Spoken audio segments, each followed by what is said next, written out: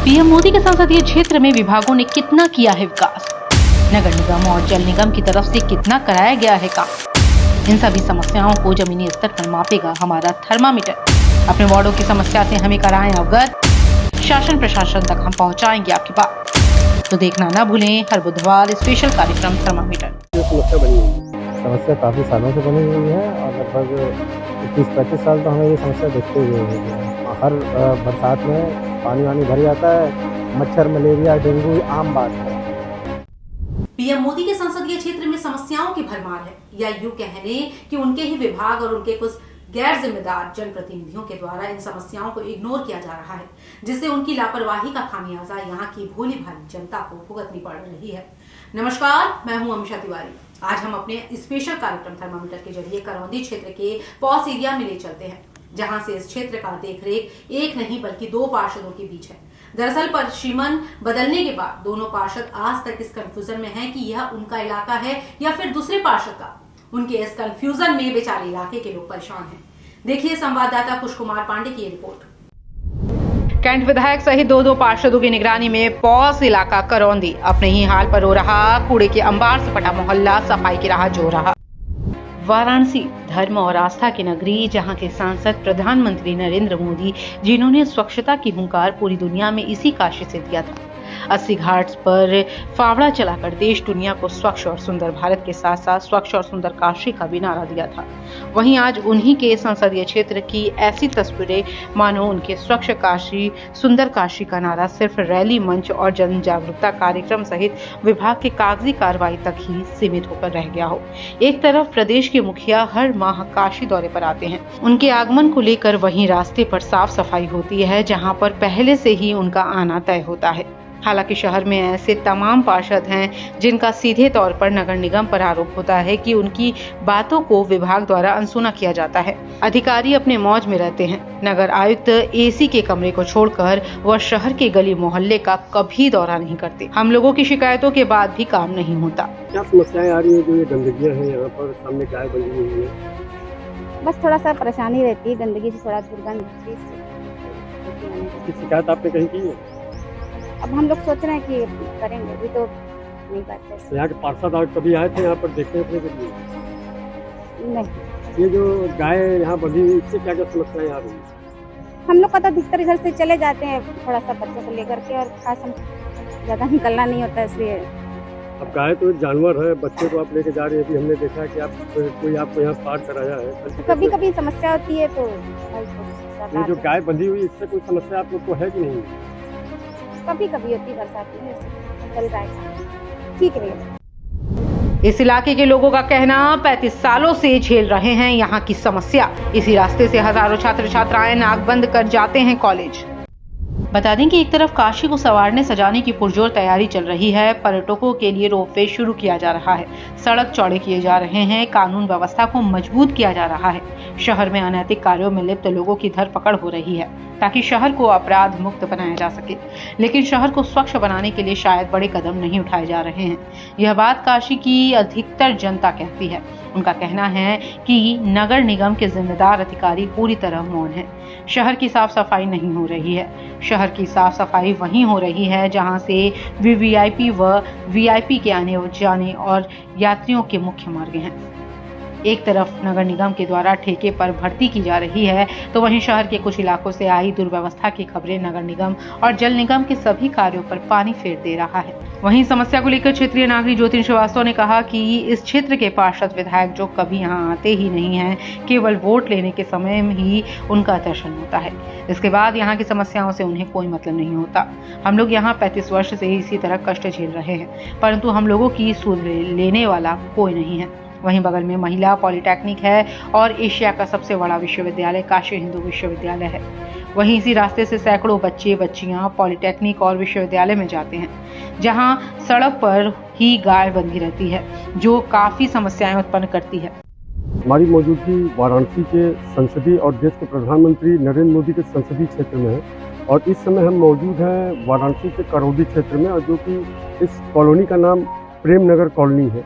और बात की जाए इस कॉलोनी की, तो इस कॉलोनी में रहने वाले लोग बहुत ही ज़्यादा समस्याओं से जूझ रहे हैं। और मेरे सामने देख सकते हैं कि यहाँ प्लॉट है, और जिसमें कि नगर निगम की भी लापरवाही कह सकते हैं कि यहाँ पर कोई भी ये जो है साफ़ सफाई या इस प्लॉट में पानी भर गए हैं और जिस वजह से यहाँ मच्छर पनप रहे हैं और यहाँ के जो निवासी हैं बहुत ही ज़्यादा निराश हैं। और यहाँ पर दो पार्षद, एक राजकुमार गौड़ और दूसरे विनीत सिंह, ये दोनों लोगों में ये लफड़ा है कि वो कहते हैं ये मेरा एरिया नहीं है और विनीत सिंह कहते हैं ये मेरा एरिया नहीं है। तो सवाल ये उठता है कि किस सभासद का ये एरिया है, जब दोनों लोग यही कह रहे हैं कि ये मेरा एरिया नहीं है। और आपको हम ये भी दिखाना चाहेंगे कि यहीं से जो सामने रोड जा रही है, मुश्किल से 100 या 150 मीटर की दूरी पर राजकीय महिला पॉलिटेक्निक विद्यालय, जहाँ की लड़कियां यहाँ पर पढ़ने आती हैं। और एक तरफ सरकार कहती है कि बेटी बचाओ बेटी पढ़ाओ, तो बेटी बचाओ बेटी पढ़ाओ के अभियान के साथ साथ जो उनकी जो लोगों के लिए ये गंदगियाँ हैं, इस रास्ते से जो बेटियाँ जा रही हैं, इसके जिम्मेदार कौन है। और इस एरिया के सौरभ विधायक जो हैं, विधायक जी जो है सौरभ श्रीवास्तव हैं, तो वो भी इधर आकर एक बार भी देखने के लिए, यहाँ जब वोट की राजनीति होती है तो वोट के लिए हर विधायक, हर सांसद या हर कह सकते हैं पार्षद यहाँ पर आते हैं, बोलते हैं, बहुत बड़ी बड़ी बातें करते हैं कि मैं ऐसा करूँगा, मैं वैसा करूँगा, लेकिन नज़ारा यहाँ पर कुछ और ही है। और देश के प्रधानमंत्री नरेंद्र मोदी जब यहाँ से संसदीय चुनाव जीते थे तो वो पहली बार 80 से ही स्वच्छ भारत अभियान को लेकर चले हुए थे। और स्वच्छ भारत अभियान में आप देख सकते हैं प्रेम नगर कॉलोनी में रोड आप देख सकते हैं कि सब कुछ है, लेकिन इस प्लॉट में जिस हिसाब से गंदगी है और यहाँ पर लोग जिस हिसाब से जी रहे हैं, कहीं न कहीं बहुत ही बर्बरतापूर्वक जीवन ये जी रहे हैं। और एक चीज़ मैं आपको और दिखाना चाहूँगा कि ये सामने रोड है और रोड पर यहाँ गाय बंधी हुई है, जो कि इनके पास कोई ऐसा लाइसेंस भी नहीं है। इस कारण से भी कॉलोनी वासियों को बहुत ही समस्याएं झेलनी पड़ रही हैं। फिलहाल मैं यहाँ के निवासी हैं, उनसे मैं बातचीत करूँगा कि क्या क्या उनको समस्याएं आ रही हैं और यहाँ के जो पार्षद हैं या नगर निगम यहाँ पर आकर क्या कार्रवाई करते हैं, या झाड़ू लगते हैं या नहीं लगते हैं। और कूड़े उठाने की अगर बात रही, अगर कूड़ा यहाँ पर उठता तो ऐसी गंदगियाँ यहाँ पर न दिखने को मिलती। तो फिलहाल हम बातचीत करें। जी, अपना परिचय बता दीजिए। मेरा नाम ज्योति श्रीवास्तव है। कहाँ रहते हैं श्रीवास्तव? ये मेरा घर है।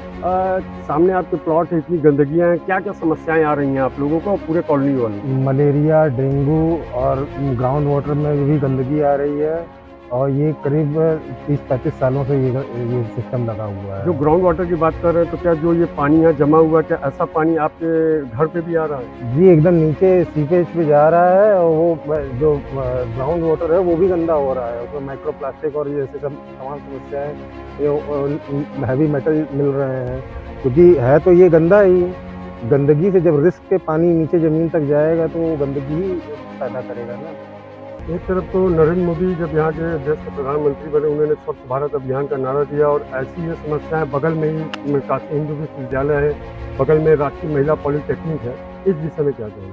हम लोगों की तरफ ऐसी कोई सुविधा नहीं है। बड़ी मुश्किल से हफ्ते महीने में कोई आ गया, झाड़ू वाड़ू लगाने वाला तो लग जाता है, कूड़ा वाला तो हम लोगों के साइड कभी आता ही नहीं। और एक बार ये लगा दिया, अभी तक यहाँ पे गैस पाइपलाइन भी नहीं गई है। और हम लोग मतलब इतने ऐसा लग रहा है कि हम लोग बनारस में रह ही नहीं रहे हैं, हम लोग किसी पिछड़े क्षेत्र में रह रहे हैं। श्रीवास्तव जी, ये जो रोड है सामने देख रहे हैं कि गाय भी यहाँ पर रोड पे ही रखी गई है, ये क्या है?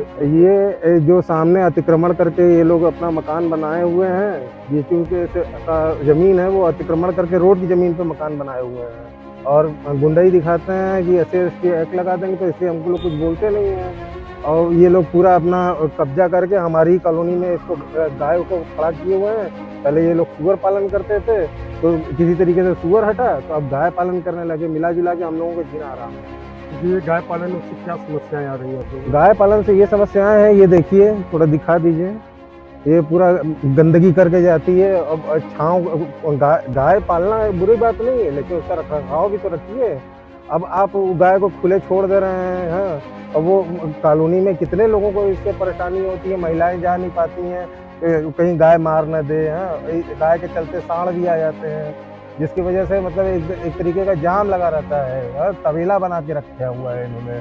और गंदगी, वो गाय जो मतलब गोबर ओबर करती है, उससे बहुत सारे मतलब फीसीज और कीटाणु उत्पन्न होते हैं जो कि वातावरण को दूषित करते हैं। अच्छा, इसकी शिकायत आपने नगर निगम या यहाँ के पार्षद से कुछ की है? हमने मुख्यमंत्री पोर्टल पे इसकी शिकायत की। हाँ, वहाँ से भी हम लोगों को गोलमोल ही जवाब मिला। कोई हम लोगों के ऊपर मतलब इस जगह को ध्यान में रखते हुए कोई उचित कार्रवाई नहीं की गई। और यहाँ के पार्षद कौन है, वो क्या कुछ कह रहे हैं? अब पार्षद तो हम लोगों से मिले ही नहीं कभी, बस खाली एक बार वोट लेना हुआ था तो आए थे। हमको तो याद भी नहीं कि हमारे पार्षद हैं कौन। जैसे हमने लोगों ने बातचीत किया तो यहाँ 2 पार्षदों में है कि विनीत सिंह कह रहे हैं मेरा एरिया नहीं है, और टोंग जी कह रहे हैं कि मेरा एरिया नहीं है। वो सरकारी काम है, वो हमेशा एक दूसरे के ऊपर टाल के ऐसे ही हम लोगों को मतलब बनाते रहते हैं बेवकूफ़। ये यहाँ पर नगर निगम की तरफ से गाड़ी आती है कूड़ा उठाने के लिए? कभी नहीं आई। और महीने में अगर बात की जाए तो यहाँ झाड़ू कितनी बार लगते हैं? झाड़ू महीने में मुश्किल से कोई अगर आ गया तो वो भी हम लोगों को पैसा दे के मंगवाना पड़ता है। बगल में ही राजकीय महाविद्यालय पॉलिटेक्निक भी है, यहाँ लड़कियाँ आती हैं पढ़ने लिखने, और ऐसी जो दुर्दशाएं हैं, इस विषय में आप क्या कहेंगे सरकार? बहुत मतलब शर्मनाक है, और सरकार को इस पर ध्यान देना चाहिए। और ये क्योंकि ये उनके क्षेत्र के अंतर्गत आता है और एकदम सटे शहर के काशी विश्वनाथ मंदिर के बगल का एरिया है काशी विश्वविद्यालय का, तो सरकार को इस पर ध्यान देना चाहिए। अगर सरकार नहीं ध्यान दे रही है तो ये सरकारी कमजोरी है। क्या मांग करते हैं आप नगर निगम से, यहाँ के पार्षद और यहाँ के सभासद से और यहाँ के विधायक से? ये ज़मीनें जो हैं इसमें मट्टी पड़वाएं, इसको भरवाएं, ठीक है। जिसकी भी ज़मीन हो हमें मतलब नहीं है, लेकिन यहाँ कूड़ा नहीं रहना चाहिए। भाई जगह है तो साफ सुथरी रहे। पहली कितने सालों से ये समस्याओं से आप विगत झेल रहे हैं? 30-35 साल से तो हमें देखते हुए हो गया, उससे पहले तो छोड़ ही दीजिए।